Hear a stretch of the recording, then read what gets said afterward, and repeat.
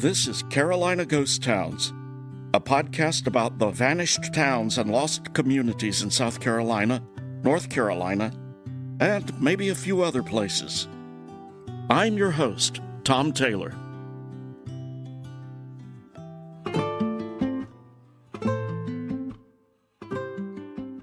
In previous episodes, I've covered towns that were named for places back in Europe. These include Hamburg, Petersburg, Vienna, Lisbon, and New London, as well as several others I haven't yet mentioned. There's a lot of sentiment for the land of one's birth. Not only were European names reused in eastern colonies, but those names were repeated as populations migrated westward. I'm thinking about how many times the name Salem pops up as a town. 185 spread across the U.S., according to GNIS, in case you're wondering. A lot of these reused names aren't just tiny little spots. Some are major cities like Portsmouth, Oregon, and Portsmouth, Maine. This can create a problem for someone like me who's trying to find out about a specific obscure village. Search results for the more prominent place names tend to overwhelm the small, lesser-known towns. I've run into roadblocks where the town was just too obscure. Fortunately for today's story, that wasn't the case. Today's town is certainly obscure, and I'm pretty sure that people have never heard of it. And as far as place names in the U.S. are concerned, it's definitely obscure. In fact, this place name appears only once in the entire GeoNames database for the U.S., and that's right here in South Carolina. That makes it a bit easier to avoid confusion with its more well-known eastern counterpart.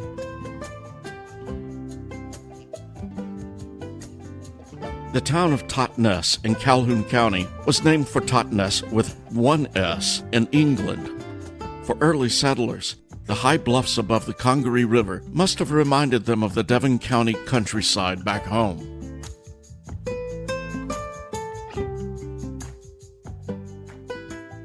In truth, though, we don't know much about the origins of Totness or how it got its name.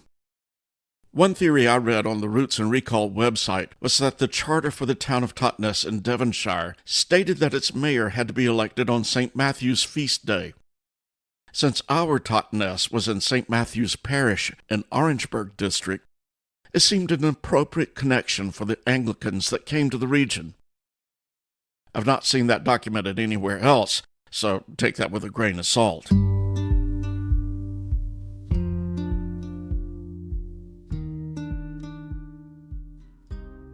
The earliest European settlers were not from Devon, but were Reformed Swiss who came to the area in 1732. These early arrivals settled in what was then Amelia Township, a part of Orangeburg District south of the Congaree and Santee Rivers. According to the website Carolina.com, quote, during the royal period, Amelia Township never established any formal towns or permanent settlements where people congregated other than a church or two, close quote. A map of 18th century land grants shows that Stephen Kinland received a grant in 1775, which included the Totness site. A search for details about Kinland hit a dead end. His name only shows up on land grant records. I haven't found any earlier records for the site. Most of the information I could find says that the town was started, quote, sometime before the Revolutionary War, close quote. There were rumors of a gold mine nearby, but it seems that these were just rumors. In 1849, historian William Gilmore Simms wrote, "It is a lofty elevation, some 200 feet or more above the level of the river. Early settlers gathered gold in the neighborhood of Totness, but the ore seems to have eluded the search of the moderns." Totness is only a few miles from another one of our ghost towns, Fort Mott. Located on high, dry bluffs, it was a refuge from malaria-ridden lowlands. the village served as a resort for the plantation owners, with a mineral spring that supposedly had healing waters. An 1899 article in the state newspaper said the following: Totness was situated in a dry, healthy part of St. Matthew's Parish, and there the well-to-do planters of the parish gathered their families every summer to escape the malaria on the plantations and to enjoy social intercourse that they could not indulge in while residing on plantations more or less remote from each other. They built a church and a schoolhouse in the village. The healing springs were said to flow through an old cannon barrel. The cannon had been used in the Revolutionary War and had exploded, leaving both ends open. A 1986 Times and Democrat article gave a history of Totness according to the Richardson and Thompson families. There was either a swimming pool or a swimming hole into which the spring water flowed. Over this was built a, quote, bathing house where at certain times the ladies and children took over the bathhouse, and here many children learned their first swimming lessons, close quote. The article went on to say that an occasional snake would come through the cannon barrel, much to the dismay of the bathers. The article also said that, quote, servants, of course, were brought along, and by servants I'm assuming they mean slaves. There were volunteer nurses in case of sickness, a doctor was there to hand out pills, and a parson to attend to spiritual needs. Totness was built only for comfort and for coolness. There were overhanging roofs and broad piazzas to ward off the fierce rays of the sun, close quote. Marion Thompson was quoted in the Times and Democrat article as saying that about 40 families were located at Totness, quote, each having spacious grounds, yet quite near to each other. In addition to the bathhouses, there were 10 pen alleys available. About 50 yards in front of each house was a brick altar, about 10 feet high, on which bright fires of light wood knots were ablaze every night to keep bugs and insects from the houses, close quote.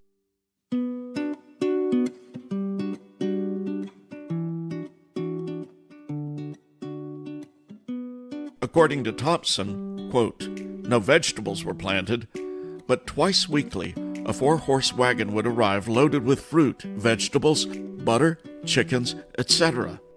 Enough for a dozen families. Much of it was sent to everyone on the hill less fortunate. From these descriptions, it sounds like Totness was more of a resort for the wealthy than town. A 2015 Times and Democrat article said that, quote, Totness, at its pinnacle of popularity, had a hotel, horse racing, and an Episcopal church, close quote. Another church, Buckhead Baptist Church, served the local residents. Even though the residents led a life of wealthy leisure, they still sent their kids to school. I found several advertisements for the Totness Academy in the news archives. These didn't just solicit students from the local area, but from Charleston as well. This is an advertisement from 1834 in the Charleston Mercury, and is typical of many that I found. The trustees of the Totness Academy have the satisfaction to announce that their academy will go into operation on the 13th of January, under the direction of Mr. James G. Hall, a graduate of the South Carolina College. Mr. Hall comes with the highest recommendations of character and capacity from the professors of that college and from other literary and scientific gentlemen. From the eminent qualifications of the principal, together with the many local advantages of the school, the trustees flatter themselves that it will be rendered one of the most respectable and flourishing institutions of the kind in the state. Totness is situated in the sandhills of the upper part of St. Matthew's Parish, about 28 miles below Columbia, has been the summer retreat for a great many years past of a large number of respectable families, and has proved to be equally as healthy as any of the sandhill retreats of the middle portions of the state. Surrounded by an excellent and very moral population, the students will be removed from all such scenes as are calculated to draw him from his study or engage him in distraction. Attached to the academy, the trustees have provided a large and commodious boarding house under the charge of one of the most respectable families in the parish, a matter of great importance to those who have to send their children abroad for education. In 1834, room and board for the academy cost $25 per quarter. Classes in reading and writing were $4. English, grammar, and geography were another $5, and the classics were an additional $7 per quarter. I'm not quite sure where math and science fit into that list.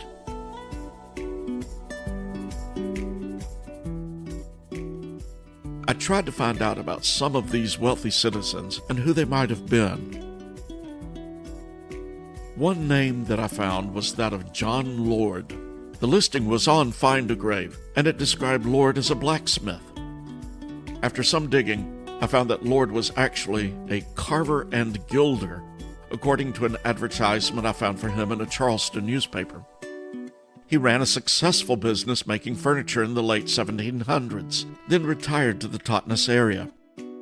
I found ads for other furniture makers who had apprenticed under Lord and had apparently taken over his business when he moved to Totness.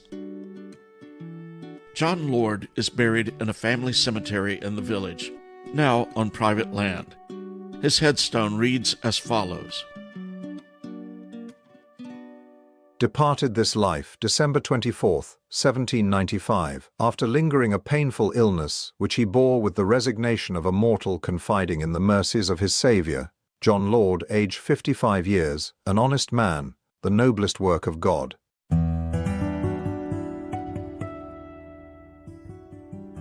Another notable name that I found from Totness was Augustine Buck, spelled B-U-Y-C-K. Buck Creek and Buckhead Baptist Church are derived from his family name. Buck served in the General Assembly and ran into a spot of trouble. In 1803, he was accused of defrauding the state and misappropriation of funds. Buck was also buried in a family cemetery in Totness.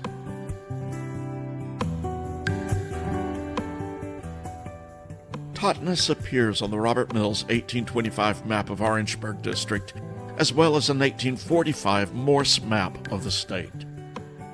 There was a stagecoach stop on the route from St. Matthews to Belleville, but there was no railroad and no river access. As a town, Totness seems to be an anomaly. There was no plan or layout of the town. There was not a central business district. I couldn't find any record of a post office. I could find no records of commerce or even advertisements for stores in the town, as I found for others in this podcast. There's not even a record of agriculture for the town. It seems to have only existed as a retreat for the wealthy, with everything they needed brought in. So why does this even qualify as a town? Well, the answer to that comes in 1850. I found a petition in the South Carolina archives requesting a charter for the town. It reads as follows: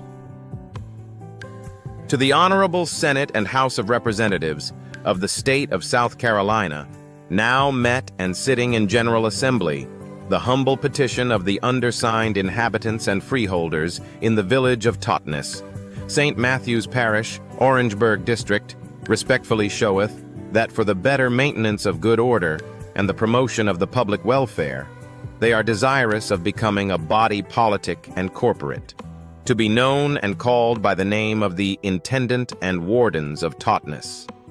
Your petitioners therefore humbly pray that an act of incorporation may be passed, granting them all such rights, privileges, and immunities as usually appertain to similar bodies, corporate and politic, in the state. And your petitioners, as duty-bound, will And ever pray. then the rest became illegible. I could make out most of the handwriting, but it looked like they were starting to run out of parchment and still needed space for signatures.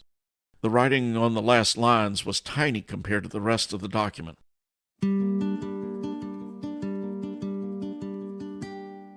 So it seems that Totness was a town in name only. yet recognized by charter from the state. Soon, though, even that designation was to be lost.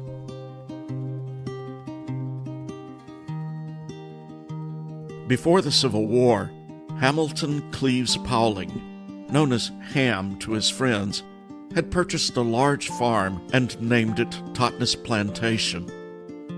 The plantation became synonymous with the village. With such wealth gathered in one location, Totness became a target.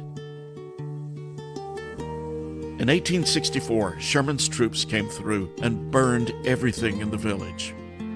Powling, along with many other village residents, moved to nearby St. Matthews. Powling's plantation home apparently survived. Sherman's troops also burned Columbia. The mayor at the time was Dr. Thomas Jefferson Goodwin. According to an article in the Sunday Record from 1930, Goodwin was, quote, broken-hearted and financially ruined, close quote, and his family, quote, had sought to bury themselves with their grief in an out-of-the-way plantation house called Totness, close quote. The article goes on to say that, quote, the desolation and utter loneliness of Totness became oppressive. The house was a huge old place crumbling to ruin, the roof leaking, the steps rotting, and no money to repair it or keep it up. The decaying grandeur of Totness was a constant stabbing reminder of misfortune, close quote.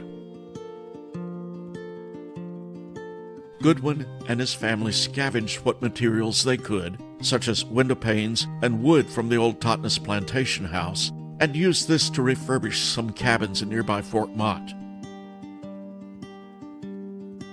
Totness wasn't on any major transportation route. It didn't really serve any economic purpose except for the wealthy, so it was never rebuilt. I found one contemporary article from 1873 after the, quote, late unpleasantness, close quote, as it was called. This piece on the social pages of the Orangeburg Times painted a rosy picture of the area, despite seasonal storms. This favorite and fashionable watering place is gayer this summer than at any other period since the war. Several charming ladies from Charleston and elsewhere are making their homes there during the present season. The gasworks are out of repair, but the incessant lightning prevents any inconvenience on that account. And when it doesn't lighten, it lightning bugs, which does almost as well. This uninterrupted thunder renders conversations somewhat difficult occasionally, but an expert can make out at least half of what is said by watching the motion of the speaker's lips. And strong lungs, for which Totness is famous, sometimes make themselves heard in the wildest storm. Deaf persons are always delighted to converse with anyone who has passed a few weeks at Totness. We shall have something more to say of Totness hereafter. In the meantime, we are endeavoring to ascertain why window sashes are less fashionable there than elsewhere. I couldn't tell if this article was serious or satire. It sounds a little more like the latter.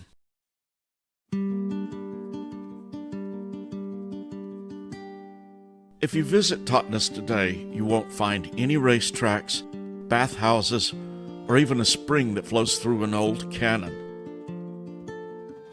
The site isn't very far from Columbia, but it's on the other side of the Congaree River, well away from the interstate and main travel routes. Buckhead Baptist Church is no longer there, but a cemetery remains. It's back in the woods, off of the old Belleville Road. Mount Carmel Baptist, nearby, still has an active congregation.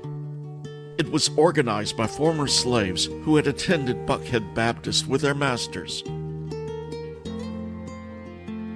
Along Old Belleville Road are several old cabins that are starting to fall down. These may have been part of the village, but there's no documentation to that effect. They're too small to have accommodated the wealthy families, so it's more likely that they were servant quarters or homes for later tenant farmers. There are also several old chimneys still standing out in the fields. The only thing to mark the location of this once exclusive resort town is a wooden sign. It reads, Totness, 1775 to 1865. That's it for today's episode of Carolina Ghost Towns. I'll be back in a couple of weeks with another lost community. Thanks for listening.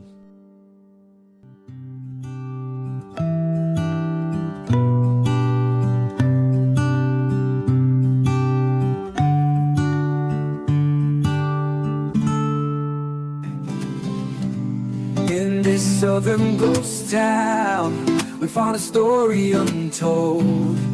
In the shadows of the past, we unravel, secrets unfold. With each step we take, we journey back in time. In this southern ghost town, we leave our footprints behind. Thanks for listening. The opening music was composed by Lex FM with additional music from Pixabay. The song Southern Ghost Town was generated by Suno AI. All other music was composed and recorded by me, Tom Taylor. Carolina Ghost Towns is a part of the RandomConnections empire. It's pretty much a one-man show, so I wear all the hats, including producer, writer, researcher, sound engineer, publicist, and bartender. If you like the show, please subscribe on your favorite pod venue and be sure to give us feedback. If you have questions, comments, or ideas for the show, you can reach me at carolinaghosttownspod@gmail.com. For more information and show notes, visit randomconnections.com. Thank you. In this southern ghost town, we found a story untold. In the shadows of the past, we unravel, secrets unfold. With each step we take, we journey back in time. In this southern ghost town, we leave our footprints behind.